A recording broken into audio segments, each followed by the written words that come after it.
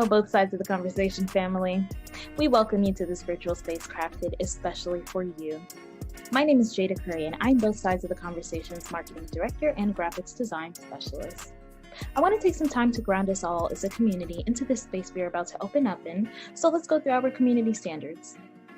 Both sides of the conversation is providing a safe and honest space for open conversation, so we ask that you all be respectful of that. We also ask that you be respectful of each panelist, host, and participant. We do encourage healthy debates and conversations.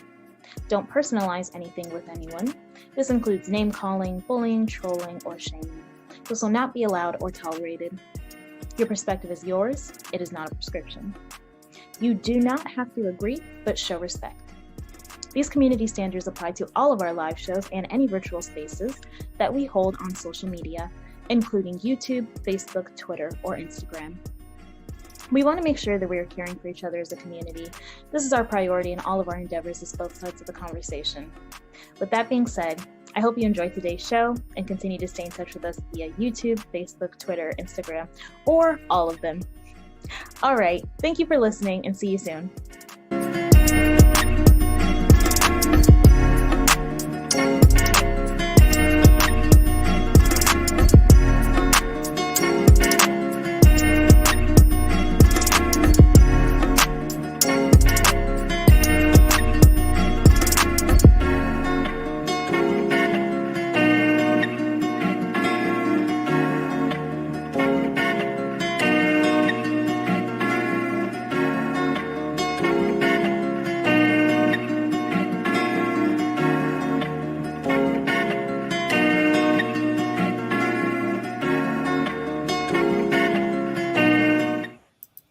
Hello, everybody. I'm John Henry, Executive Director of Both Sides of the Conversation. Today is Tuesday, so you all know what that means. We have another Hidden Gem segment where we will continue to highlight our Black and Brown businesses, as well as community leaders that are doing phenomenal things to impact our community.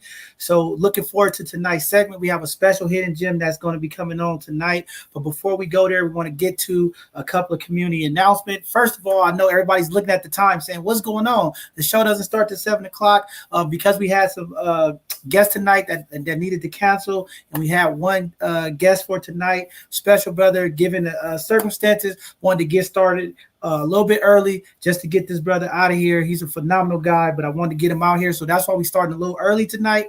Also, just want to say to the community, please check on your loved ones. I don't know if you all heard on the news today, the Richmond refinery had another chemical release. There's a big fire going on out there. There is chemicals in the air there. I think in certain parts of asking people to shelter in place.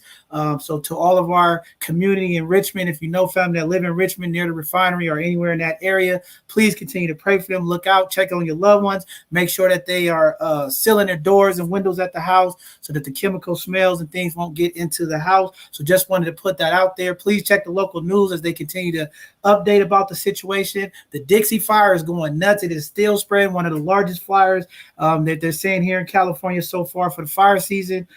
So, you know, we're dealing with a lot right now. So we just got to keep pushing through and keep supporting each other, but definitely check out for the family members. Also, with that being said, this pandemic is starting to ramp up even more. There's definitely been some family members and friends that I know personally that's been positive for COVID, and these are people that's been vaccinated and not vaccinated. So this thing is spreading pretty good again. I'm hoping we don't get to a point where it's another shutdown, but community, we ask us all to stand in solidarity. Please wear your mask. Please social distance. Do your part to try to stop the spread of this. I know some people have their personal beliefs and things why they're not getting vaccinated. All I ask is please be respectful of the people, wear your mask, and make sure you social distance, wash your hands, do the things so that we can stop the spread of this virus because there is so many people being impacted. I mean, like I said, my close family and friends are being impacted. So it is real and it is spreading fast. And I've been watching a couple of the school districts are already pushing their kids back. So, you know, we're trying to get back to normal as possible. It seems like we can't get that fresh break that we need. So we just ask community to come together and try to support those efforts so that we can stop the spread of this COVID Delta variant. With that being said, you guys know here at both sides of the conversation, we continue to advocate for mental health, not only for our young people, but for community as a whole. This past Friday, Governor Newsom introduced a $123 million educational package last Friday that would address mental health issues among our students as schools reopen. I think that's just a phenomenal job. We need the funding. We need to get the care providers in there to do mental health. I mean, a lot of these students have been away from the school. They're going to come back socially, a lot of things. So just great to see that at least this package went out. But the funding is broken down where $1 billion of the dollars will be funded toward adding more counselors on campus, teachers, students. $1.5 billion will be allocated to special education, and $4.3 billion would go towards behavioral health programs. So it looks like there's a plan in place. I don't know what it's going to look like. We'll continue to be a part of the school district meetings to see what would San Francisco get. What would that model look as we continue to advocate to get mental health counselors that are culturally appropriate for our community. And hopefully we can start doing some of that work and getting those services to our community that's impacted. I know we just had the Sunday conversation with our parents, and mental health came up a lot. So hopefully some of this funding will be able to bring some of those talents to our city to help our young people. And hopefully we can get some culturally appropriate people as well. So that's definitely a phenomenal thing to hear that's going to be happening. But we'll keep you updated and posted as we learn more, as more comes down the pipeline, how that money is going to impact each one of our communities that we represent. Also, there's a new program coming to Treasure Island for struggling residents. You know, during the pandemic, a lot of people forget about Treasure Island. That is part of San Francisco.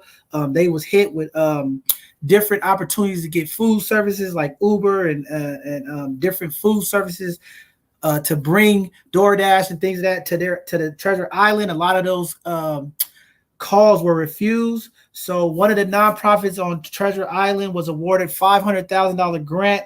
The Crank Start Foundation will be creating a Norris TI project. They will be handing out meals 5 days a week for residents for the next 10 months. So I think that's just phenomenal way to go to that organization. We'll try to reach out to them and see if we could get them on our program and talk about it. I think that's very important as, this virus spread, as we still being impacted with jobs and resources.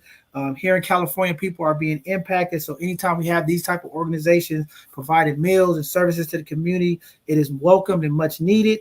And as community, we just have to keep doing what we're going to do. We're going to keep trying to commit to connecting these resources to our different families as more and more programming comes out. Everybody's aware that the Dreamkeeper Initiative has kicked off. There's a number of organizations that has resources that's going to be coming to our communities as well. And we'll be bringing those different organizations on our platform to help educate community where they at, where they located, and how could community connect with those services. I think that is a very important part of this outreach, making sure that our community know where the services are, know where the resources are, and how to get help, especially in the times that we're in, as we're fighting for equity and we're fighting for this wealth and wage gap. There's a lot of issues. It's going to be very important for our community to know that information and where they at. So we'll continue to do our part here at both sides of the conversation, get that information out to community, make sure that we get those resources connected at all the different intersections, all the different districts, so that our community is impacted in a positive manner. With that being said, the teachers of Oakland are starting to bring up more and more health concerns as students return to class. I know some of the schools started to open it up, but the Oakland School District, they have a lot of concerns about our students when it's coming back, what it's going to look like, and they urging they want these hybrid models. And I know we talked about it on Sunday. A lot of the teachers are still requesting that they have a hybrid model because some parents are still uncomfortable with kids coming back. Some of the teachers are uncomfortable coming back. But the unions are still in agreement. They did settle on a safety agreement, which would include proper ventilation, masks, gloves, face shields, and having the rooms cleaned regularly and COVID testing. So we're going to continue to keep you all updated on that. I have some connections over there at OSD as well. So we'll kind of see what's going on. And these hybrid models might have to be more talked about across the state of California as this virus keeps spreading. We might have to have that type of model. So I'm just happy that they at least having discussions, the unions and the staff are talking about it because we might have to go back there if this virus keeps spreading. But with that said, let's go to our community announcements. So this Saturday, Be Magic will be sponsoring its 18th annual backpack giveaway. So all community, I hope you all will be able to get out there this week for all of our families to get a free backpack and some of the services that will be out there that Be Magic will be providing. Last Saturday, we was at Mo Magic and the Fillmore at LL Hutch. What a phenomenal job Mo Magic Collective Impact did to bless our community with food, music, and resources. And I'm sure B Magic will be having the same type of event. And it'll be nice to see community out there. It will be this Saturday at 155 Jennings Street at Cargo Way. From 11 a.m. to 2 p.m. this Saturday, August 14th. So if you are part of the community, come out, get a free backpack. Let somebody know this Saturday, 11 to 2, they'll be giving out backpacks. They'll have food. Also, they will have free haircuts. They already have some commitments of some barbers that will be doing some haircuts for some of the community. As we know, our community has been impacted financially. So there will be haircuts. There will be uniforms, bike raffles, resource fairs. There also will be COVID testing and vaccinations happening at that site. So if you still haven't got vaccinated, are you looking to get COVID tested, they will have that out there. If you want to attend, please wear a mask, come out and register with B Magic. We'll put the information up in the chats and run it across the screen. It is a registered event, so please check into that.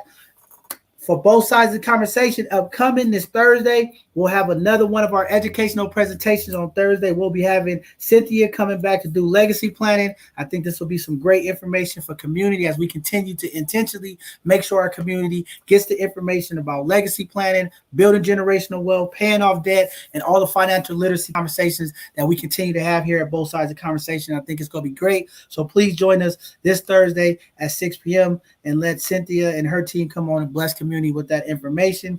And then every Sunday we have our Sunday conversation. This Sunday we're going to be talking about the COVID vaccination and testing. And we'll have some doctors and some public health officials that will be coming on, talking about some of the myths, some of the rumors, some of the things that's going on in the community about COVID, some of the things that might not be true, and talk about the things that are true. Should we not get the vaccination? Why it's important? Hopefully these doctors will be able to articulate and talk to community about why it's important to get vaccinated. So that'll be this Sunday conversation. And then the following Sunday, 8/22, we're going to have a conversation about colorism. We are still looking for panelists. If you would like to have a part of this conversation about colorism, how it impacts community, different parts of this conversation, please go to our website, sign up. We would love to have you as a panelist as we talk about colorism in our community and how it impacts us on our everyday lives. So it should be a phenomenal conversation. And then on 8/29, we're going to have that conversation about relationships. To all the fellas out there, I am looking for fellas. I need some men to sign up, be a part of this conversation. We have enough women who already signed up. We need some brothers from the community. We need to talk about these relationships, Black love. How do we empower our community through relationships and build up some of the things that we need so we don't have so many single families, we don't have so many broken homes?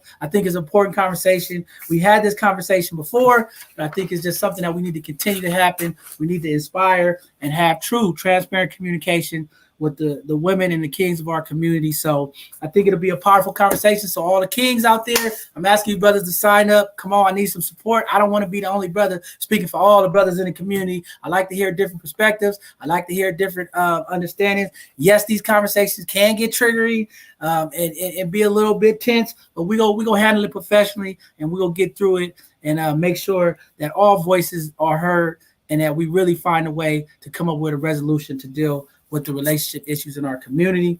With that being said, I'm going to go ahead and land my plane and end it for the community announcements and go ahead and bring up tonight's hidden gem. This brother is phenomenal. You want to talk about perseverance, dedicated to the community. When we talk about Miss Felicia Jones always say, stick to itness. This is one of the brothers that's dedicated, man, and we honor him tonight for coming on, given the situation and still showing up to support community. So with that being said, I'm going to bring up my brother, Mr. Renard Monroe. Come on up, brother, and bless the people. Let them know who you are, what you're doing, and, it should be phenomenal information for our community.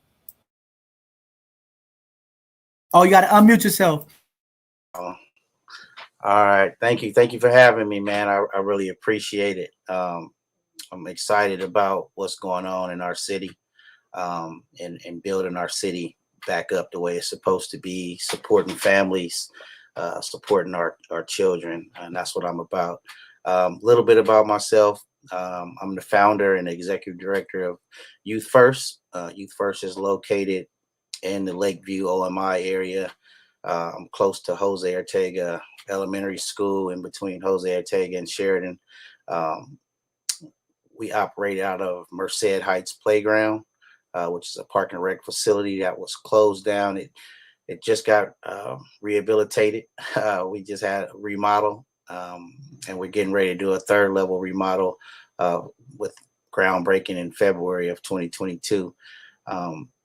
Found this location because it was an after school program that had shut down and wasn't providing any more services to our kids. And I went to the city and I was like, how can I get this site? I was already running after school programs, and I wanted to get this site because it was at a park and it was closed down. It was homelessness going on in there, all things that we don't need in the community. So I was able to get the site and turn it back around, and it's been a positive thing. Youth First has been operating now since year 2000. So we're 20 years in, and I'm just happy to be a part of this community and serving it and helping families provide educational opportunities in our community.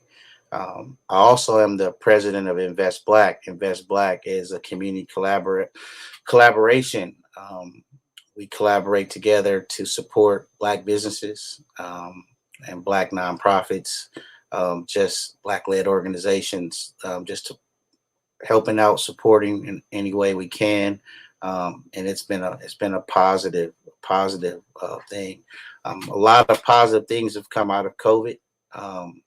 It has shined a light on all the inequities. And, I went from running after school programs to feeding the homeless to providing tents to running a COVID site and collaborating to have a COVID site and all the things that community needs. And it allowed me to meet people all over the city who are doing tremendous work out there, which I'm very happy with. James Spangola down there at Ella Hill Hutch, and Drew Jenkins over in Sunnydale, and I collaborate with people in my own district, obviously with Maurice Rivers at the OMI Cultural Project, and Gwen Brown at ICY, and Delia Fitzpatrick at Our Kids First, and we just putting together community work, trying to make sure that we can stay in San Francisco, making sure that our families can thrive and our children can thrive and have a future here, and that we do it in a positive way. Man, definitely phenomenal information. 20 years, that's the consistency that we talking about, and just seeing that OMI model of, everybody working together collaboratively. I know I talked to you about it. Like, one of the biggest problems that we always have when we talk about this work, and not just here in San Francisco, but across, this United States of America, is so many times community organizations always competing against each other. So it's nice when you have different organizations within the community that still works with each other. And I think that's the model that we need to have moving forward. And I've been advocating for it. We got to start working collaboratively. The other ethnic groups are doing it, and that's why sometimes they advance more and sometimes they heard more because they come together in one voice. So I'm definitely just proud of the work that you all doing. And yeah, shout out to Maurice Rivers, man, doing a phenomenal job over there of getting things organized and putting things together, and Gwen them doing their thing, and Dahlia, she is phenomenal, another powerful sister, and just having you doing the work that you're doing. But as far as the Youth One Sport program, what are the base of you guys programming? Like, if a parent wanted to join your program, like, I know you do a little bit of everything, but what is kind of like the programming that for our youth? So we have an after school and summer program. It's all day program during the summer, after school during the school year. But I was fortunate enough when the school shut down to be one of the community learning hub providers in San Francisco, where we actually, we're open all day during the school year to allow kids to have internet access. And a lot of people don't understand that. Like, I just really had a conversation with a teacher just 2 days ago, and she didn't know I was in the hospital at the time, and she had called me, and we were having a conversation, and she didn't know that she's assigning homework to a kid that doesn't have the resources to do some of the things that they were assigning. Like, you're giving out a science project. Well, some families can't afford to go get a microscope and, all of the things that is, that you need for these assignments. And she never had a chance to look at it like that. She wasn't from San Francisco. She never grew up in an urban setting. She's just here teaching. And, when you're teaching, you got to be able to know who you're teaching. You got to have that relationship. And that's the great thing about Youth First. We try to build relationships with the family. I know my parents just as well as I know the kids in my program. And that allows that misinterpretation to go away. So we can kind of talk in a family type setting instead of director to participant setting, and anybody knows that's in my program, or anybody in the community know that they can call me anytime. And that's a good thing. That's a good thing to have that, like we have on this show, having both sides of the conversation.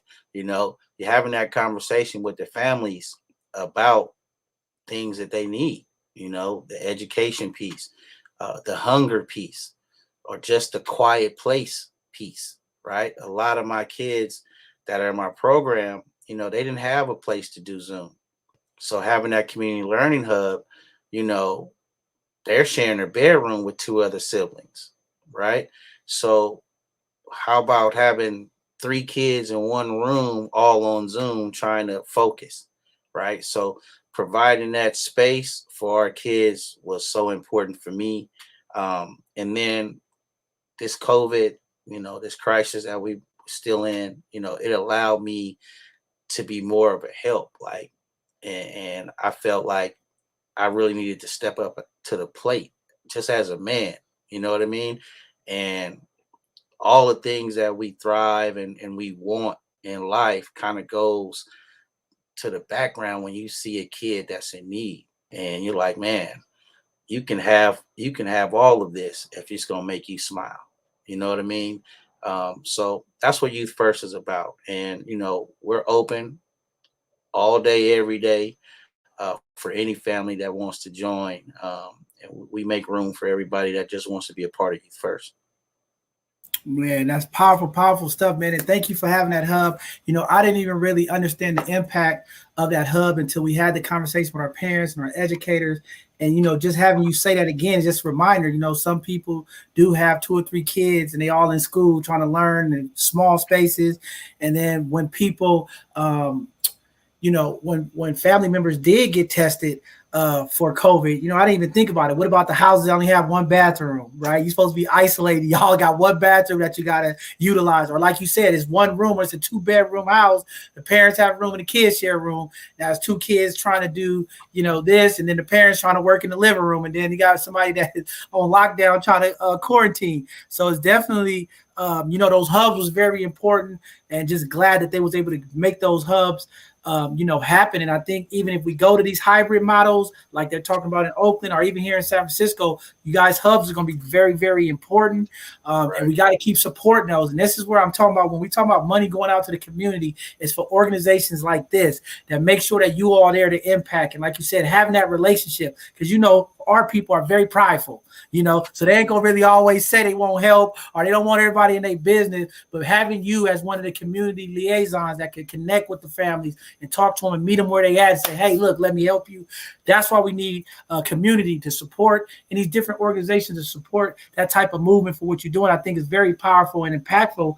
And we just got to stick to it and make sure that community is aware of what you're doing and how you're impacting the community. And again, these teachers that we have, building these relationships, because you're right, we don't get enough teachers who are culturally appropriate and understand some of their struggles. But how do we create these little hubs or resources so that, like you said, when you do get a kid who's having a science project and they need to go to Michael's or they need to go to one of these stores to get the supplies, you as an organization could go ahead and utilize that funding to help support that family so that kid excels and go to the next grade. So, those are just great points that as community we have to think about. Sometimes we get stuck into our own little models and our own little lives, and we still forget that there are people out there struggling in underserved communities, and they do need support. So, way to go to have a organization like yours to be able to help and support community. There's a question that's up there. A community wants to know, what age are you accepting, or what's the age range, and are you accepting applications? Yes, we are accepting applications right now. We're kindergarten through eighth grade, but because of the great need, and I just had a conversation with my staff, there's a shortage, like you had said earlier, in services for kids throughout the city. When you and I was talking offline, and we're accepting a few TKs only because that these TKs they're in limbo. They're kind of not, they're too old to be in childcare, and then they're kind of too young to be in an after school program. So we're trying to make room for the TKs right now, just because of that. Trying to meet the need, and that's what a lot of funders that are funding nonprofits, especially who do after school and summer programs, have to understand is things are constantly changing, right? And you have to be able to meet the need. Uh, the favorite word for people that was using this year for COVID was, oh, we had to pivot services. We had to pivot. We had to pivot. Actually, if you've been in nonprofit business, you've been pivoting since you've been in existence. There's so many times that you have to meet a need that is not on, the paperwork for a grant cycle, right? If there's a kid, you didn't write in your proposal that you might have to buy some tennis shoes for a kid that hasn't been wearing the same tennis shoes for a whole year, right? Those type of needs that you're talking about, that we're talking about, have to be met, and that's the thing that we've been focusing on. Like, whatever it is, we try to tell our parents, whatever the need is, whatever the want is, communicate with us so we can try to help you. We've actually helped, especially with Gwen being a part of my cohort, and in my community. We've just been connecting services. So we got parents who come to me for their child care, and after school needs, and then they're in need of a position, a job. So we've been able to connect all the dots, and down at IT Bookman with Felicia, she's been doing the food, and Delia. So we've been able to connect all of the dots to try to meet the needs, but there's always something that pops up. You know what I mean? I had a parent, I kid you not, 2 weeks ago, parent, kid's been in my program since she was 6 years old. And like you just said, John, pride kind of, especially when you're African American, we've been taught the wrong thing some way. You know what I mean? Like, asking for help is a sign of weakness. No, it's a sign of greatness, to be honest with you. You know what I mean? If you can humble yourself to ask for help when you need it, because we all need help at certain times. But I had a parent come to me, and then, on the phone crying, and he's older than I am, and he's like, Mr. Monroe, and I can hear it in his voice. He's like, man, I ain't been to work in a year, but I got a job now, and I'm back, and I want to thank you for everything you did, for my daughter during this time, and my family, all the things you've done for us.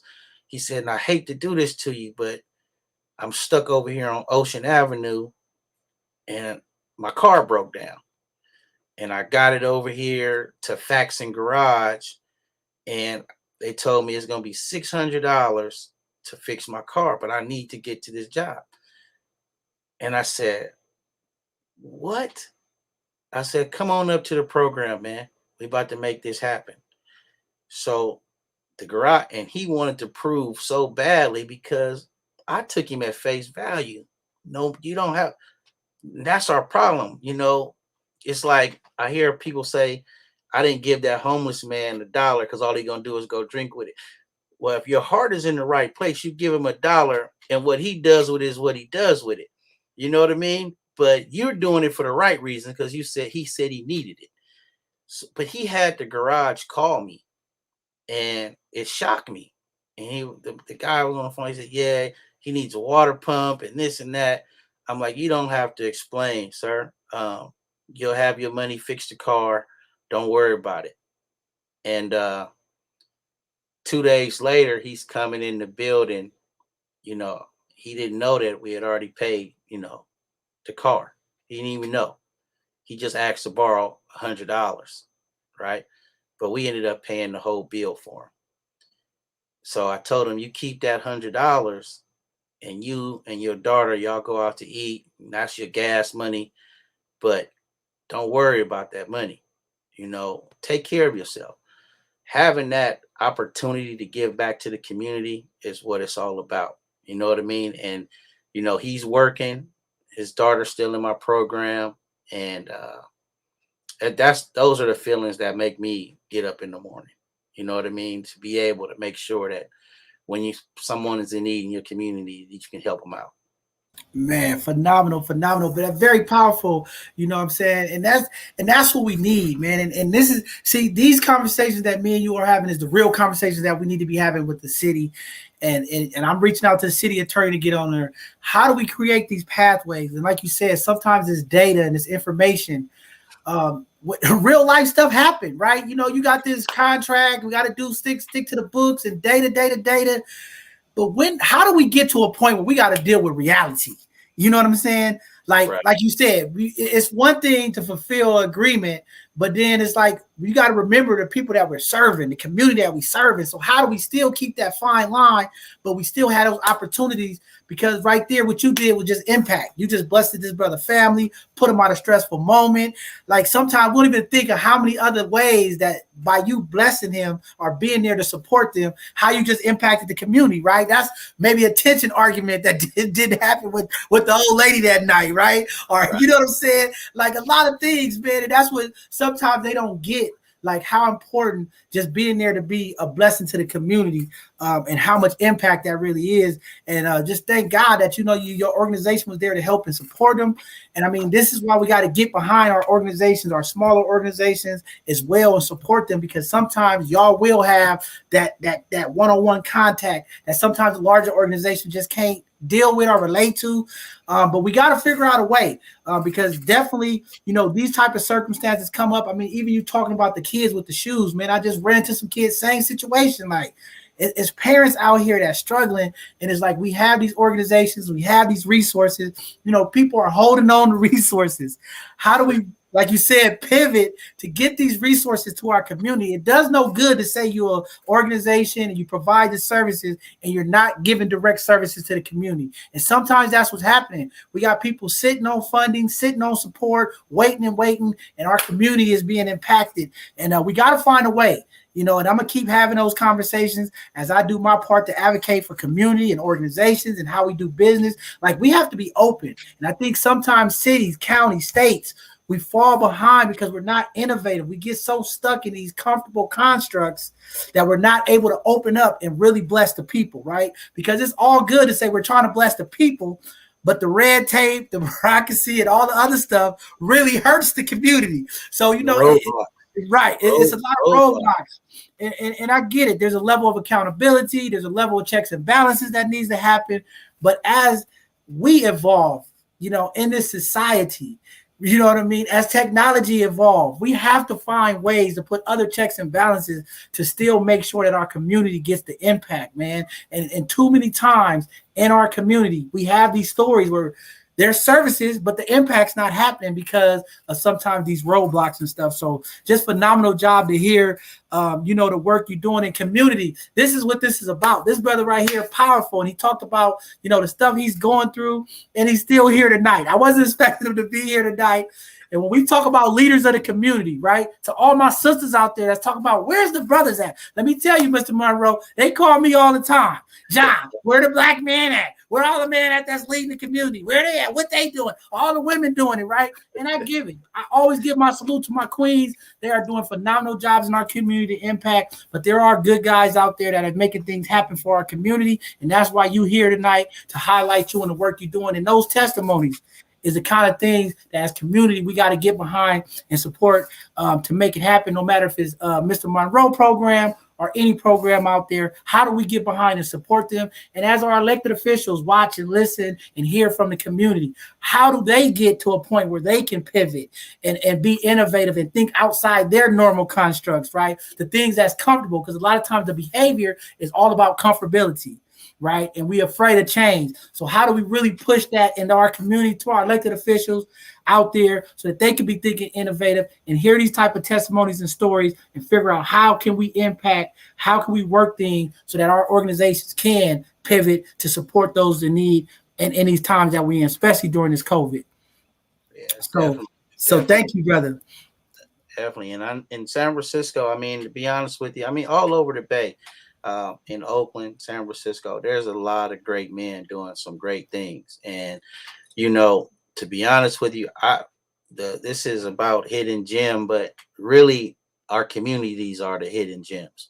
And it's not about anything self. You got to be selfless in this. And, you know, I got people that's close to me though, that will let you know when I was awarded, the program was awarded some extra funding this year. We got, from the Dream Keepers, and then the Crank Start Foundation allowed us to do more things in the summer for our summer program. But I literally broke down and cried in my living room. And because I've been doing this a long time, I've been doing a lot with less. And I'm just going to be honest with you, I've been doing a lot with less, only because I wanted to give to my community. And I want to give back what was so great to me. And without programs, I don't know where I would be. I grew up single parent home without a father. Okay. My father from San Francisco, we probably would walk right past each other and not even know each other. But when he passed away, I was the one that had to bury him. You know what I mean? So I know what mentors meant to me. I know what my basketball coaches meant to me. And I always want, what I'm doing right now in my life is my life's work. This is what I always want to do. I want to coach, mentor, and give back to the community. And I'm able to do that. So it's not about the dollars and cents with me. And I'm about what I'm about, because this is who I am. This is what made me. And just a quick thing, John, like in 2008, you guys know we went through that recession, right?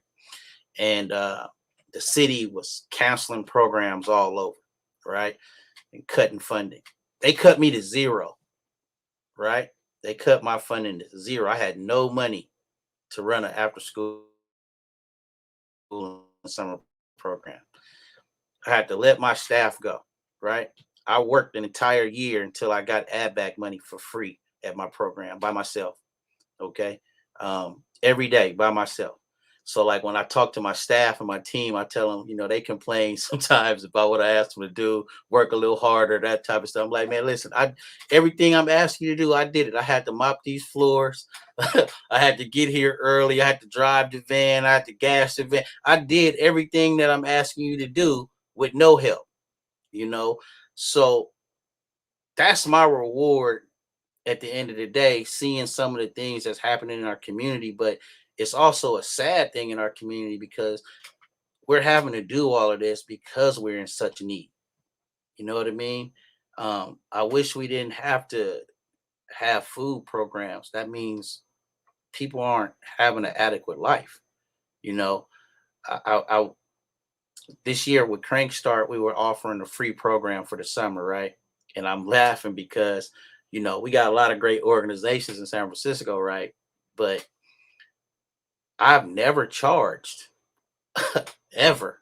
Like, I've been doing all of my programming has been for free all of these years.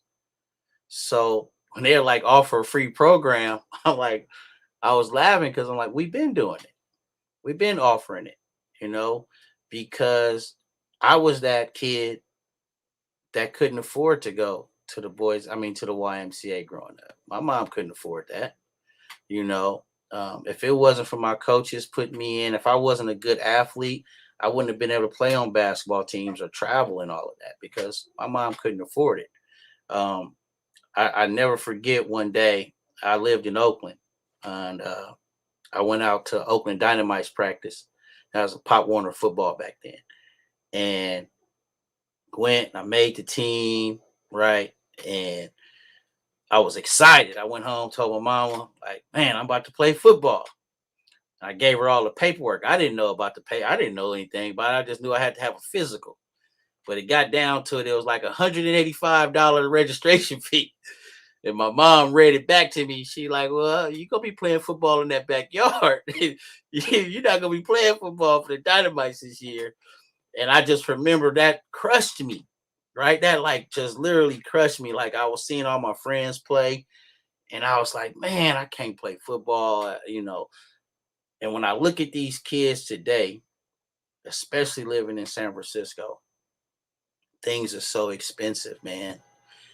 Families really don't have that extra money. Like when the car break down, that's an emergency, right? That bill goes up a little bit, that's an emergency. Like, and understanding the dynamic of that in our communities is so important. You know what I mean? So yeah, we offer a free program and it's gonna be free next year, even if we don't get the funding. You know what I mean? It's just that's just what it's gonna be, you know. But this year, because they gave us a little extra funding, we offered so much. I mean, I'm talking about we had karate classes, we had boxing classes, we had meditation classes. We were offering so much to our kids. Like I was sitting there, my staff was involved. This was the happiest I've been as far as my program because we've been doing it, but to be able to do all the things that kids need to be exposed to, because everybody's not going to play basketball, everybody's not going to play football. You need to expose them to other things. They need to know what a tennis racket is. They need to know how to play some racquetball. They need to know what a violin is, you know. But if we're not offering it and exposing it to our kids, how would they ever know? You know, so I just feel happy about that, and I'm hoping that we keep continuing to support all the programs in San Francisco that are doing some great work. You know, and like I said, there's some great dudes out there that I've had opportunity to meet just this year. Uncle Damien, that dude is amazing, man, and you know. Never really knew him until this year, man, and we've connected and talked and really appreciate him. Drew Jenkins over in Sunnydale doing great work. Um, it's a lot of people, man, just doing some great work. You know, James, obviously at Ella Hill Hutch, he's doing some great work. And you know, these women out here, I mean, they are, man. These women, I know they get on you, but they are doing some great work with, you know, SF Black Wall Street. You know, they're all doing some great work. And just like you said, if we keep coming together and collaborating and not worrying and fighting over pennies and put all our pennies together to make sure that these kids and these families have a dollar, we're gonna be all right. You know what I mean? And that's my focus until God calls me home, man. My focus is just keep working as hard as I can, keep providing good services for the community and supporting everybody else. You know, I try to get out and support other people's efforts as much as I can. And just, you know, try to meet people and collaborate and those type of things, which is during COVID, man, has been great because, you know, you get on these Zoom calls, people you got access to that you normally wouldn't have access to, you know.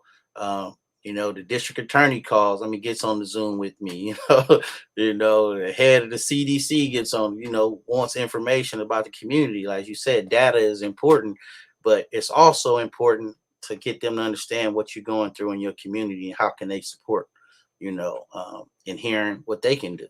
So I look forward to, you know, finishing up this work and continuing it. Man, powerful stuff. I think you hit on a lot of things that's very, very important. And, you know, we definitely just got to continue to advocate in our community. You know, we love to hold our elected officials accountable, but we also got to hold our families and community accountable as well. We need those fathers and we need those mothers to volunteer. Sometimes in the other communities, other ethnic groups, you know, even if they don't have the money, they show up and support. And it is a struggle. And I keep having these conversations about volunteering and mentorship, right? We got to get the community to come together. You might not have the money, but you might have the time. come back and support, help out these organizations. We got to start helping. It's going to take a village approach, and we got to get everybody involved. It is a struggle, man. And I mean, I do the same thing. I don't get funding. I go ahead and do everything I can out of my power to be a leader and doing the right thing. That's why we have this segment, Hidden Gems. Typically, every hidden gem that come on our show, I try to go out, support their business. I try to buy black. I try to buy brown. If I can't find a black business, I try to go find a Latin business, and it's just leading, right? And it's not to be like, hey, this is what I'm doing, right? Sometimes people are so caught in their own mind, right? I don't need the clout. I always tell people I don't want clout. I don't want fame. What I want is my people to get blessed with the resources and the information. That's what it's all about. I tell that to all my team. If you come in here looking for anything other than the people, you're in the wrong place. We're here to serve the people. Like, that is the goal. It ain't about me. It's not about both sides of the conversation. It's about our community, right? And that's why I believe in that community approach, because I believe the influence is seeing other people do it, right? There's something you're going to do that's going to impact somebody that's watching this today. Like, hey, let me help out this person. Let me go a little bit of extra way. If they see me out, like, trying to do my best to make sure I spend my dollars with the black businesses, then they're going to try to do the same thing. I'm seeing it. I'm getting the resources and information. I'm looking on social media. Now there's more and more people tagging, getting the flyers out, right? The only way we're going to be able to really be effective is it's going to take us all. There's no one entity that can do it all. But if we work together, if we share the resources, if we share the information, our community will be impacted. So thank you very much, for the work you're doing and being humble. Because I think in this work, every day we eat humble pie. You know what I'm saying? I tell people all the time, the real helping yourself is to helping people, right? When I'm out there with those people in the community that's in need and we feeding them, that's that reality, that's that humility, that's that compassion, that's that humbleness as a human being we need. Sometimes we get so far up the ladder we forget, like, we could be right here. You know what I'm saying? When I walk into the juvenile hall and I'm working with my young people, that's that humbleness every week to let me know, like, man, I'm walking out of here not to be in another situation where I'll be still in here. You know what I'm saying? So, and part of doing the work, man, is that humbleness that come in there. So when people ask those questions, why you do it, man, it's that humbleness, man, to keep you level-headed, right? And to keep you, it don't let you stay in that box. It becomes that reality, like, man, this is what I'm seeing. But the impact is real. I know you got to get out of here soon. Talk a little bit about your Invest Black, brother, because I think this is phenomenal. I'm very, very intentional when it comes to how do we invest, how do we bring economics to our community. And I just want to know a little bit more, and I want community to kind of know a little bit more about the Invest Black. Why is this collaborative so important? Because I think in our community, we lack that financial literacy, that lack of investments, that lack of ownership, the lack of understanding economics that really impacts us. I think we have phenomenal ideals. I think we have a phenomenal culture that influence, not only here in America, across the world, but I don't think we get to capitalize because we don't be understanding those financial parts and that ownership part. You know what I'm saying? So I think this Invest Black, and I want to look into it more because I want to be a part of this because that's what I'm always about. How do we invest in ourselves? How do we uplift our community? How do we spend our dollars in our community so that they can recirculate like we used to do back in the days? But yeah, let community know a little bit more about it and some of the concepts and what kind of the goals is behind it and what are you all trying to accomplish with that? Oh, man. First and foremost, we're trying to accomplish making sure that Black-led organizations are here to stay.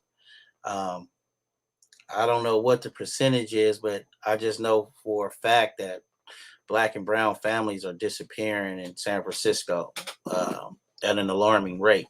And it's just important for us to keep supporting one another. So during the pandemic, a lot of things popped up. We had the George Floyd incident that, took place, unfortunate, and people don't believe things until they see it. It's like if I tell you about it, it's like, oh, that happened, but then, if it's caught on video, it's like it strikes a nerve.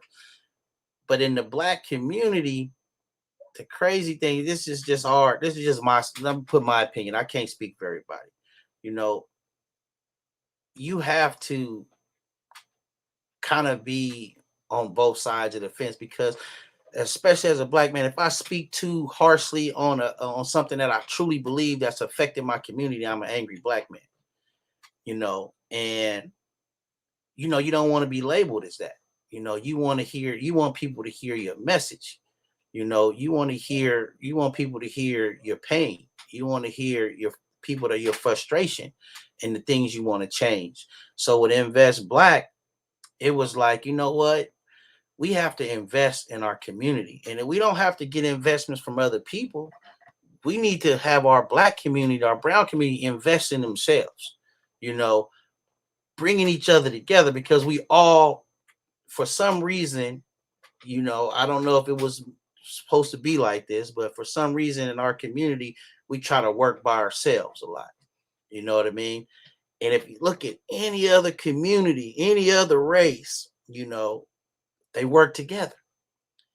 But for some reason, we fight each other and we don't pull our resources together to be stronger, And with Invest Black, we're trying to pull our resources to be stronger, and we try to support everybody in San Francisco, the Bay Area. But, we started in the OMI, but we do so many other things outside of OMI.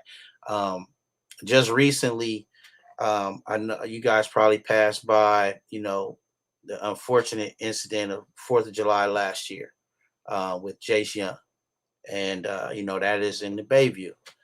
But I was painting. We were doing the mural in the OMI, the Invest Black on the ground on the Broad and Plymouth corridor. And I was approached by Jace Young's father. Never met him before in my life. And he approached me and he said, "Hey, I want to do this for my son." And I didn't know who his son was. And he told me, and I'm like, "Oh, I remember that what happened." I probably, I'm like, whoa, I'm got paint all over me. And I'm like, this is huge. Like, so he's like, "I want to do this for my son. How do you go about getting it done?" And I'm like, first of all, man, let's talk on Monday. This was a weekend, and let's get this organized, And I didn't know he wanted to get it done in 10 days, but hey, we got it done. And that was the beauty of Invest Black, because that pulled in not just the Lakeview, that pulled in Bayview and had the supervisors working with each other. That also had, I pulled in James from Ella Hill Hutch. I pulled in Dr. Director Davis. We pulled in all these people to make this happen with Malik, the artist. And it was a beautiful day out there. And Shaman, he came through in the clutch. And so many people, but it just showed the power of community. It showed the power of what we can do. We did that in 10 days. We put that together in 10 days. And, what Invest Black is just that. No matter what it is, we're going to come and we're going to make it happen when it's something for our community. And if we can do that on everything with people with housing, affordable housing, and not trying to put us where they want to put us.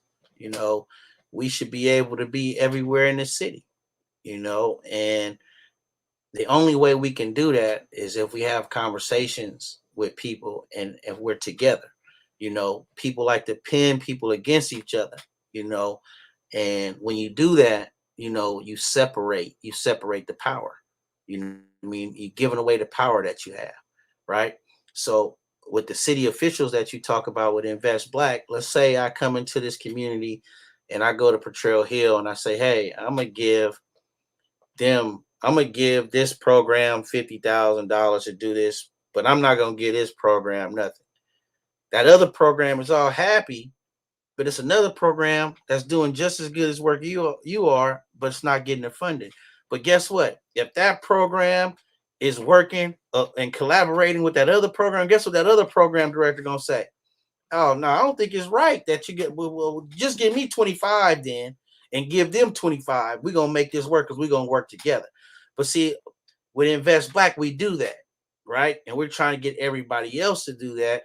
So collaboration is more important, and that's the only way that we can make it, because the allocation of funding, the resources, we have to make sure it stays and be applicable to our people. You know what I mean? I just heard you say something about bringing in the community, bringing in resources, like mental health, but having people that look like you is important. How do I aspire to be something if I don't see myself? Right? It's okay. It's okay to have the resources, but can I really achieve that? Right? When my son turns on this YouTube channel and he sees you talking, that could inspire him to get into journalism. I see somebody doing that. You see what I mean? I can accomplish that, right? Growing up in San Francisco and in Oakland, especially in the Black communities, we are exposed to a whole bunch of things that we shouldn't be exposed to, right? And a lot of people, I'm not afraid to say it, including myself, a lot of people, when you're growing up, you aspire to be that D-boy or that guy with the, with the flashy car and this and that, by getting it the wrong way, right? So if we can start showing them, you can have those same things, right? But doing it the right way, we can change a lot of our narrative. But the only way we can change the narrative is if we're working together. I can't work against you. You know what I mean? And I tell every person that I'm involved with, I don't need to be the director. You know what I mean? I don't need to be the leader of it. Just call me in and I'll support you. If you need to put some tablecloths on the table to make sure we're looking good, I'm there to put the tablecloths on. You know what I mean? But making sure that we're going to do it the right way is my main focus. Everybody wants credit. I don't want credit. I just want us to make it. You know what I mean? Because if we don't make it, then we failed. And it's okay to fail sometimes, but failure, you just can't allow it when it comes to your people. You know what I mean? Failure, you just can't allow it, man, because we've been passed the torch and we got to pass it on to the next generation. And I think a lot of us, including myself, have dropped the torch sometimes. You know what I mean? And I'm trying to pick it up and keep that torch burning so I can pass it on to the next individual so they can carry the torch, man, because it's so important, man. It's so important. I'm in education, man. I was blessed. I was blessed because, there's no way that I should be on your show right now. There's no way, because where I came from and my circumstances, to get a college degree, to make it out of where I made it out of, there's no way. You know what I mean? So there's kids that I know that are in my same shoes that are teetering on that wall. Like, which way do I go? Which way do I go? I just want to be that person to make sure that I did everything possible that I could to make sure that they choose that right road. You know what I mean? And there's so many brothers like myself, so many organizations that's out there trying to change people's lives and make it better. But like you say, we got to promote it. We got to promote it so they see it. You know what I mean? When they see it, they can achieve it. Man, powerful stuff. This is why we created this segment. Just so you know, you see the comments from the community. This is why I tell everybody, right? And I'm glad you're here tonight. I know there's the circumstances that you could have not been here, but God utilized you as a vessel to be a testimony to community, because everything you said is like right where I'll be at all the time. And sometimes they think I'm a little radical, but I tell people, we live in this state, we live in this point of life where these young people, they got to see it. When we talk about violence prevention, these kids need to see it. And you're right. What they see, I keep telling these people, man, what they see every day when they wake up, gun violence, things happening. They listening to this drill music. They listening to this rap music, all day negative stuff. They got to get something positive in their head, right? I'm reaching out to an organization right now. I got some black tech people. They in this car club. They all got Lamborghinis and all of this stuff. So I've been communicating with this brother. I'm like, look, bro, I want to get y'all to pull up to an event and come talk to our young people so they can see you ain't got to just get a Lamborghini by selling dope or in a rap video. That's the only way you could drive a Lamborghini, right? Because they got to see it. right? So I'm trying to work with them right now to get them to come to the hood, man. Let these young brothers see y'all like, look, man, I'm a coder, I'm a programmer, I do this, I'm in tech, I'm an investor, right? So then you open that paradigm in the young people's mind and say, hey, I ain't got to be a rapper. I can go be a tech person or a coder. You know what I'm saying? And I can still have that nice car that everybody drive. It is very important for our young people to see it. I'm glad you touched on it. I'm big on that. I'm so, when it comes to mentorship, I think it's very important. Whether you have both parents in the house, whether it's single parent, I always tell people I'm a big advocate for mentorship. It works. It helped me. I couldn't beat it where I'm at without the mentorship and the elders of the community who work with me. And I agree with you 1,000%, right? The torch passing is the biggest conversation that we need to have in our community. And I'm glad you brought that up because I'm always on that topic here on my show. And I know a lot of time the elders in the community, they get upset with me and they think that I'm trying to have this bashing party against the elders. And it's not even that. I think you hit it right on the head.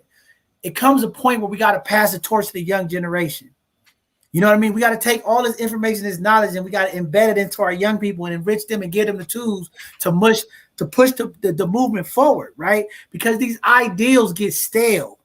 You know what I mean? Because we only going to stick to what we comfortable with, right? What worked for your generation might not work for this younger generation. But how do we empower them? Pass that torch, sit back and let them lead. I was on a couple of calls and I get frustrated. And I got to stop saying frustrated because Dr. Honeycutt told me, John Henry, you can't be frustrated. You got to take the people that you can take and make the movement happen. But I listen to these calls and sometimes I have to check myself and stop speaking up so much about this call because I get very passionate and then they think, like you said, I'm the angry back man and I don't want to lose the messaging. But sometimes I sit there and I listen to people and their ideology and they thinking and I'll be sitting there and I'll be like, this is why we're not moving forward. We can't move forward because these same old ideals is pushing the same agenda that didn't work. Right. And as a community, we have to stop enabling this behavior. Just like we say we cannot enable these parents who allow their kids to go out here, commit violence and do nothing and don't hold them accountable. That's the same thing that we have to have with our community leaders. And sometimes as community, because a person is known or because they have resources and access to certain elected officials, we okay because they have connections. But we're enabling the bad behavior that destroys our community. Right. Sometimes we're not going to say nothing to the pastor when we need to because it's the pastor or it's the community executive director or it's the community leader or it's the community supervisor. Sometimes they need to hear the real shit too and just say, look, man, no, this is not right and it's not working. But in our community, we always yell and scream, Mr. Monroe. You know, they always complain about it. But we also always enable the people that are destroying our community and we don't say anything. Right. See, the times we need to be yelling and screaming at these people who are sending us to the left, our community stands silent. You know what I'm saying? But then when our community's impacted, we want to be enraged. And it just doesn't work. You know what I'm saying? When these people are doing these things that destroy us, we got to start standing up. We got to start holding these people accountable. I don't care if it's the pastor, if it's the elected official. We got to start calling it out as community and just hold them accountable. That's what it is. Whether they like it or not, because as long as we keep enabling their behavior, the change never happens. So, you know, I just thank you for saying that. And, you know, being able to acknowledge that and just say, hey, I'm willing to pass the torch because that's what I'm always trying to do. Empower the young people, get them the information. Y'all take it. Y'all got a better idea. Do it how y'all do it. But let's do the work and let's impact and make the change. And so many times we sit quietly. And that's why I'm so against this council culture because what's happening is more and more our voices are being taken away. And I don't know who got behind this. Yeah, let's cancel everybody. It's okay to have both sides of a conversation. It's okay. I'm not. My girl said I'm not allowed to use. My girl said I'm not allowed to use that word cancel culture no more because I had said it like 1,000 times. But man, you're so right, man. And the crazy thing about it is the one thing I will add to what you said is it's okay for the old ideas. You know why it's okay for me personally is it gives me an opportunity to sit and be like, okay, I still got to work harder because this ain't working what he just said or she said. You see what I mean? Those old ideas, man, because I still have old ideas and I need the younger kids and younger generation to hit me on stuff that they going through because what they going through, I didn't go through, right? And, you know, I'm blessed enough. I got I got two boys and a girl. Actually, I got three boys and a girl, right? Um, three by blood. My other two is I'm raising them, right? But the reality, John, that we have, especially as Black men, is rough, right? And people really don't understand that, right? I can do all this community work, I can do all this stuff that I do, but at the end of the day, I'm still Renard, this Black man, and the things that I've gone through affect me inside, and then I have to teach my kids a certain way to be. That's unfair, right? So, with all of the community work, with the equity that we're trying to build, the investments that we're trying to build, is so important, because the things that I know that you've personally gone through, without even knowing you on a personal level, I know that you've been pulled over unjustly, right? Um, I, teaching my kids when they get pulled over, that put your hands on the steering wheel until the police officer tells you to do anything else. Don't reach for your wallet. Don't reach for your insurance. Like, that's unfair, because I'm around other people that's just not their reality, right? But listening to other kids, and other generation, our younger generation, talk about the things that they go through. You know, my grandfather told me something. I was crawdad fishing with him one time, and he said, God gave you two ears, Renard, and one mouth. You know why? He's like, so you can listen more. The problem that we have today is we don't listen. We just respond. You know, we just waiting to respond without listening to what's going on. And that's in all facets of the community. And that's why exactly what you said is right on point. We get upset when something happens instead of being proactive and calling people out and calling things out before it happens, and how do we get to that, where we're listening and being accountable for the things that go on in our community, right? We shouldn't have children getting killed, right? We shouldn't have children getting killed. We shouldn't have children, going without a meal, but it happens because we are allowing it to happen, you know. And if we stand up and fight for our communities, and we fight, you know, some of those problems go away. Do you know what I mean? The more we keep collaborating, the more we keep building, the more we keep having both sides of the conversation is is important. But having both sides of the conversation means I can't be ignorant to someone else's issues. I have to listen. How can I speak on something when I don't know? Right? But a lot of times we speak on stuff that we have no idea that we're speaking on. We just speaking because we heard something, right? We don't actually know. I don't actually know what goes on at Sunnydale at night, you know. But if I talk to Drew, he's gonna tell me what's going on over there because he's in Sunnydale, right? I have to be able to, and all of the things that we do in the community is so important to build those bridges, because our bridges been built. I mean, they've been burnt down. You know what I mean? It's just it's crazy to see, um, and the crazy to be around. And what you said to me, I mean, what you just communicated, man, it touched me. And then you were talking about volunteerism. I'm gonna just touch on that real quick, and I'm gonna be quiet. And I want to listen a little bit more to you because it's important. But one thing I want to communicate with you, like, I be wanting my parents to volunteer a lot too. Sometimes I don't, but sometimes I do. You deal with some crazy parents, but um, some parents don't have the time because they out there trying to make it for their kids, right? And that's why programs like Youth First is important, right? Some parents is working two jobs, right? Some parent, they maybe have a small baby at home, right? That they're trying to care for and still trying to make it. And we have to have that flexibility to understand what people are going through and how can we support them.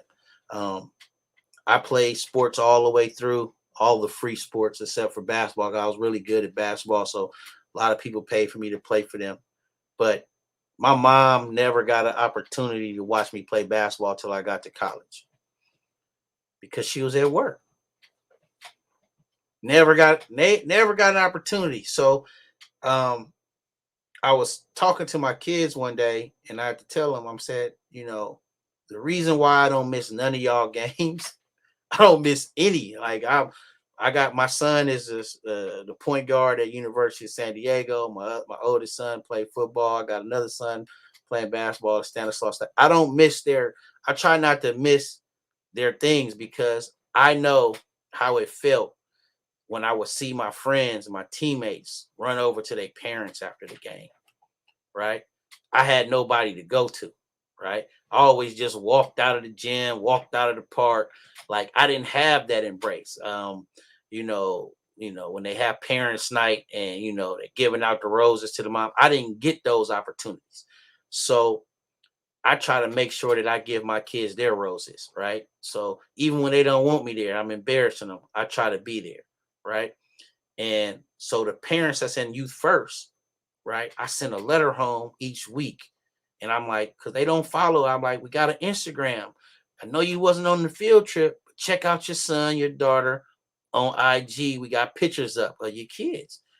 Follow the page so you can see your kids having fun and you can talk to them about it at home about, oh, yeah, I saw you on that roller coaster in Santa Cruz. At least trying to connect those dots because we're trying to build the community up. You know what I mean? And I know as a kid how much it meant, because one thing we can never get back is time. You know what I mean? The time that you put in and the time you don't put in matters, right? So that's how I approach community work. If I'm not out there doing it, I always say, and I heard Uncle Stank say this to me the other day. He was like, if I don't do it, who will? Right? It's like, if we're all out there doing it, right? And we all seeing and we holding hands and we together, man, we going to accomplish so much. And I just want to be a part of that. You know what I mean? I want to be a part of that day when it's like, hey, man, look what we built. Look what we created. And we pass that torch on to that next generation. And they actually have something sustainable, not something all broken down that they got to work up, but it's already there. It's already there for them. Like, okay, now they just make it great. You know what I mean? Y'all did okay, old people, but now we're going to make it great. And that's what I want the younger generation to do. Let's take Youth First and make it even a better program. You know what I mean? And that's my main focus. Man, there y'all have it, community Youth First. But I really resonate with what you said, because while you was talking, you just put me back through memory lane. You know what I'm saying? Because that's the same thing that I went through. And a lot of times people ask me, John, why are you so committed to the young people? Why you go hard for the young people? Just for that very reason. And I get emotional about it right now. That just touched me, because that's what I went through, right? When I had the choice to either go play ball or go hang out in the streets, that's what I dealt with when I was playing basketball. I got tired of going to the games, doing my thing, and everybody else's fathers and dads there. I got nobody there. But again, like you said, it wasn't that my mom didn't want to be there. It's because she was grinding hard, trying to be a single mother, taking care of the thing, right? So that's why I always encourage the brothers of the community. It should be no kid in our community going to basketball, baseball, football, singing, dance, whatever it is. As community, we need to show up. Because we got to embrace all these kids who do have the parents that can't be there, you know what I'm saying, to show that love for that kid, to keep them encouraged to go to. Because it was like after the game, I got the coach, he's showing me love, and I'm like, man, this week, let me just go hang out on the block with the rest of the homies who dealing with the same trauma that I'm dealing with, nobody there to support them, and we just go do this knucklehead stuff, that trauma bonding that we don't talk about. You know what I'm saying? So that's why I believe in mentorship, and it's so important. And again, you're right. There are single parents working 2 jobs, but again, I don't really let them off the hook, because I know we have technology, like you said. They got Instagram, Facebook, and that's why I do what I do, to make sure that we try to get this stuff on the community. And I'm so happy that Director Davis, they so transparent with the reparations and different conversations, because sometimes community can't show up to these community events, and that's why we try to capture that stuff so that at least you can still feel like you're a part of the community. That's why these conversations are so important. And that's why we got to transform into this digital age. Whether, sometimes our elders don't want to transform, but you have to, because again, your testimony tonight is going to impact somebody down the line who go watch this at another hour or another day. You get what I'm saying? So when we have town hall meetings, we're trying to capture that information. So at least if you wasn't there, you could at least still feel like you're a part of it. You know what's going on. And I hope as we move forward, we start allowing more of these processes, whether it's the criminal process like George Floyd, just all over. We need to start publicizing what's going on a little bit more. And I know people say, oh, we don't like to do that. No, community like to be a part of it. We all so busy, but at least at our leisure time, we could go back and find out what's going on and keep up to date and really understand what's going on and still feel a part of the community. But that is very powerful, man, because I know I dealt with that. That was my deterrent. You know what I'm saying? You just give up sometimes, and they don't be understanding. Young people, they frustrated because when we young, we don't know. Like, I know now. You know what I'm saying? But when I'm 10 years old, 11 years old, and now all my buddies, dad, mom there, and they whole family there, hey, good job, nice shot tonight. And I got nobody to show me no love. Not that they didn't want to be there. It was just the circumstances. And we didn't have technology back then, right?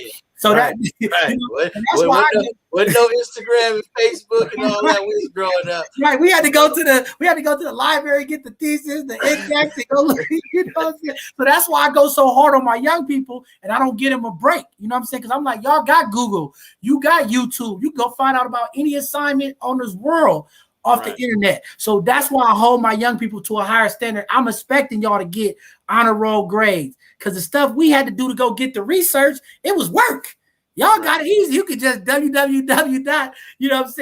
and find out everything right there, write your report. You know what I'm saying? We didn't have that access. So no, we didn't have it. But but the only thing, but I'm a softie when it comes to my young generation. But I will say, I know you say you're not gonna give them a break. I'm gonna give them a break only because they got more distractions now because of it, though. They got way more distractions. Like, kids don't really like, that's my big thing is recreation, making sure kids play, because, I grew up playing all day, right? It was be home, before the street lights come on, right? Now the kids are on games all day, or they stay inside, which causes them to lose that social aspect. Right. And they get distracted with so many other things, man, which is dangerous, to be exposed to like a sexual assault. A person actually had to be on your street and you walking down the street for it to happen. You know what I mean? Now, a sexual assault can take place online, right? They communicating with your daughter or your sister online, and then ended up, it's so many things that they have to deal with now that is a little bit more difficult to navigate, right? So, and that's where you and I come in, like, hey, no, we're going to hold you to this higher standard because this is what we expect from you. You know what I mean? You have all this access at your fingertips. Use it to your advantage.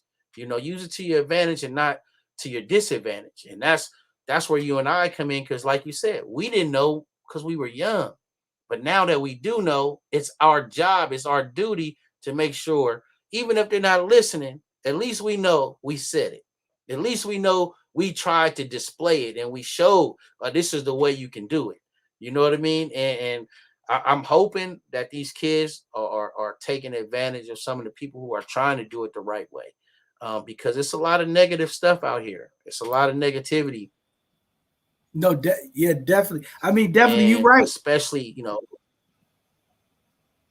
so I'm just hopeful that we can keep providing for everybody and making sure that we provide something that they can and really trust in too, and especially in the Black community, trust is a big thing, man. That's why the vaccine hasn't been taken by a lot of people. It's a trust factor, and a lot of, a lot of, as they say, data that is not correct. You know what I mean? And I had a conversation with an elderly person, who didn't get the vaccine. That's, lived right across the street from my facility. He was like, no, I'm not getting that vaccine. You know what happened to the Tuskegee Airmen? I says, tell me about the Tuskegee Airmen. And see, his information was wrong, right? I had to let him know that everybody in that experiment signed up for the experiment. You see what I mean? We all signed up. African Americans signed up for it. They just did not know, that they weren't going to get the vaccine to cure it. They gave the vaccine to everybody else to cure it, but not them. See, that's where the trick came in, right? So, having that misinformation, it is a deterrent to our people. And you got to be able to trust, you know what I mean? And building up trust in our community is a hard thing to do, man. Like us, you got to pay your dues. You know what I mean? You can't just tell a parent to do something if you haven't been in the community doing what you've been doing. And I paid my dues, and hopefully, these kids that I've been working with for 20 plus years, man, it's, to be honest with you, John, it's been a blessing, to be honest with you. I got a kid in my program right now. Her mom came through my program. Man, that's a crazy thing when life goes full circle. You know what I mean? When you taught the mom and the daughter, it's like, man, that's crazy. But it's a beautiful thing, man, because that means I made an impact on her life for her to trust to bring her child to me, and that made me feel really good. And to see where she is in life, she's a single mom, but she's working. She's a nurse at UCSF, man. Just to see that, man, it's a beautiful thing, man. And that's what I'm talking about with building the community. If we can just keep building and not give ourselves excuses, man, we're gonna be all right. You know what I Man, mean?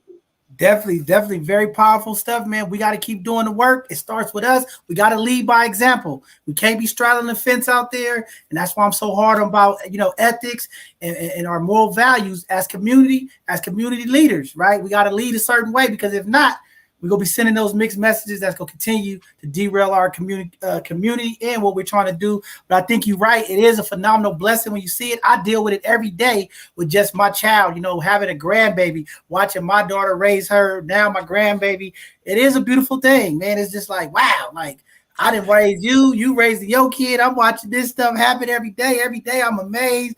And this young lady is so talented. I call her my boss because she just bossed me around. Pop all this, pop all that, do this, do that. Congratulations on being a grandfather, man. Right, man.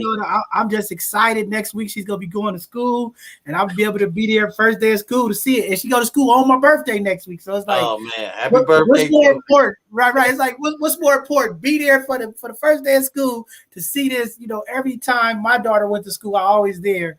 And now I get to see my grandbaby. That's the best birthday wish that I could ever have, man, just to watch these little ones. And she's so smart, and just watch these young people, man. When you work with these kids like you work with, you see the amazing talent that they have. And you just be like, man, you're going to change the world. You know what I'm saying? You just, it just keep you going, man. It keep you fighting.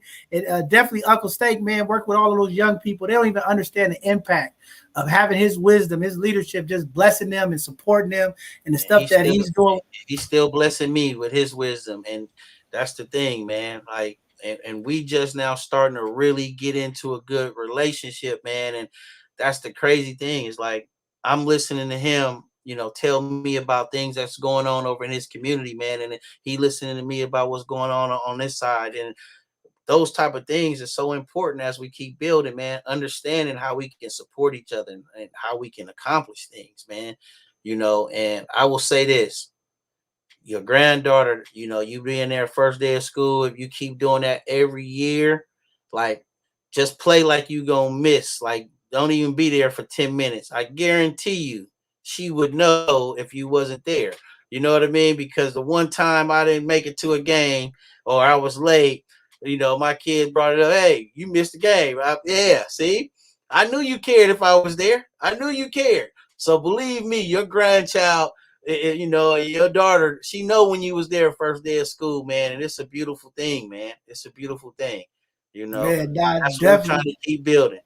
Yeah, definitely. That's what we're going to keep building. And yeah, thank you to, Uncle Steak, and to a lot of the community OGs.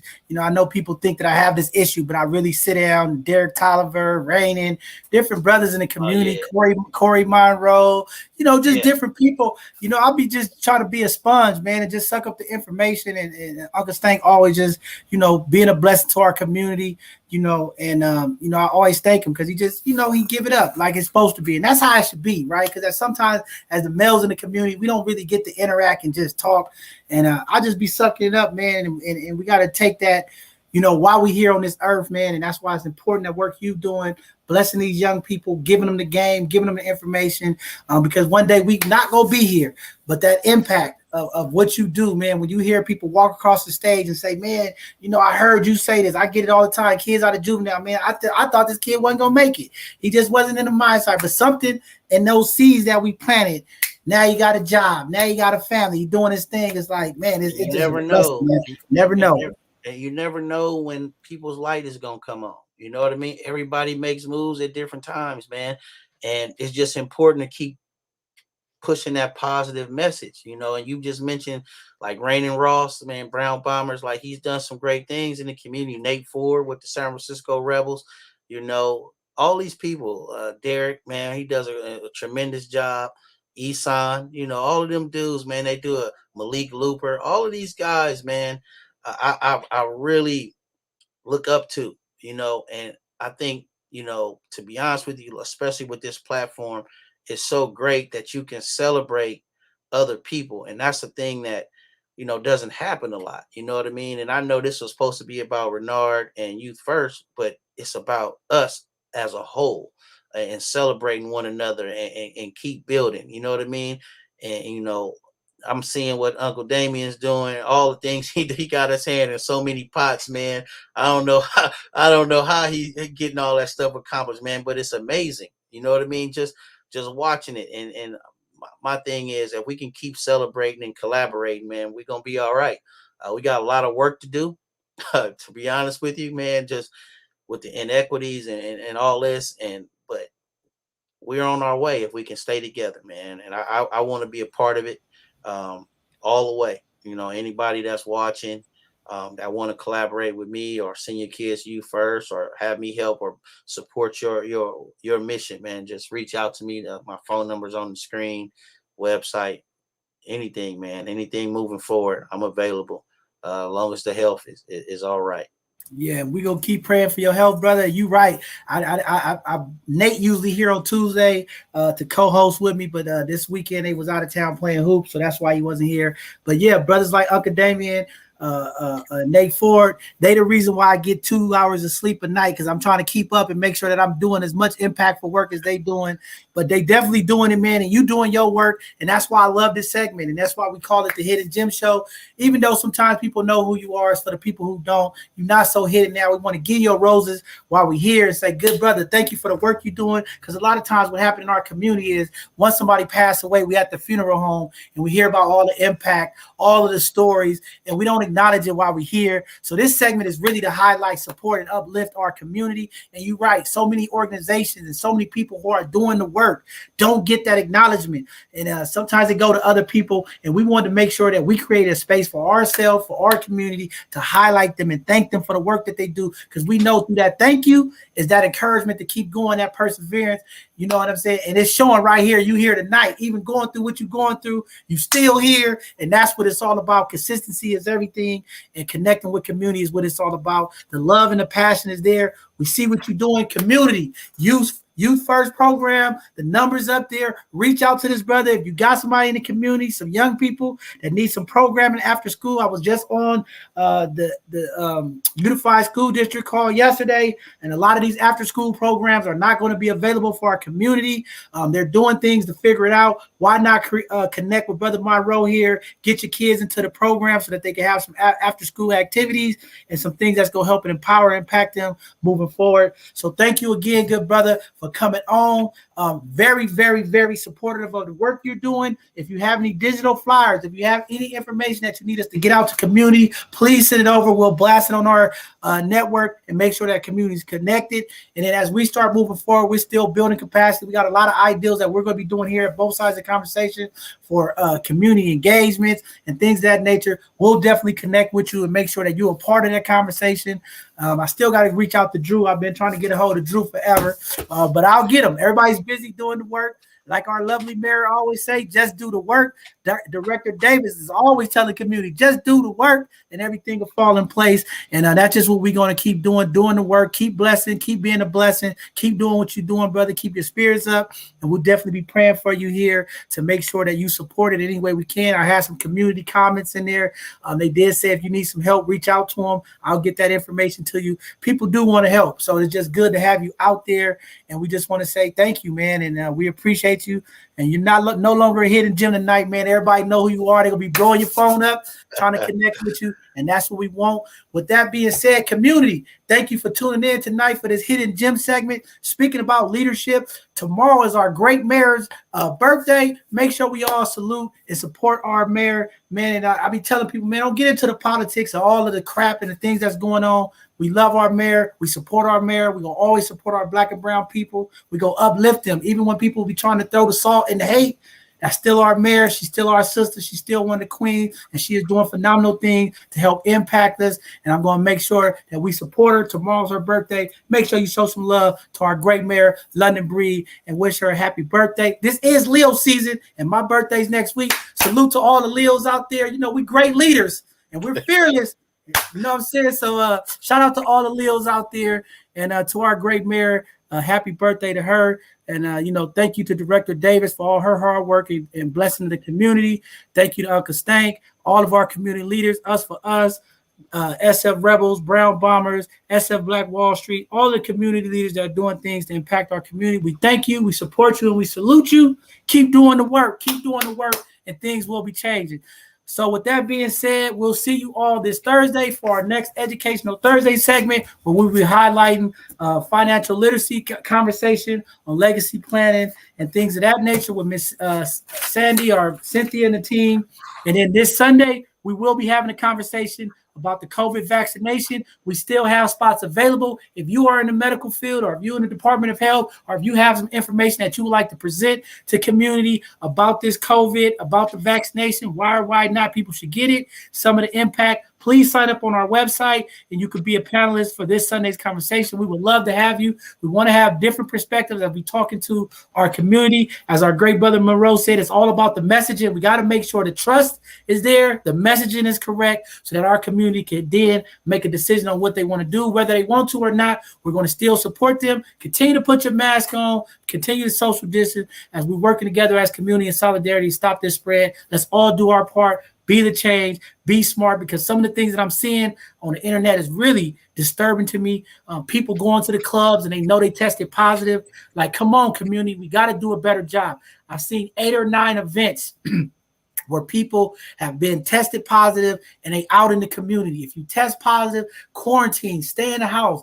Come on, like, we got to do a better job, community. You cannot be out here passing it out to the people, having this reckless thought process of behavior, because you are impacting our community. Please, community, if you know somebody that have it, please encourage them to stay home and quarantine and get the medical support that they need. We cannot keep spreading this to our elders and to the people of the community. We got to be better than that.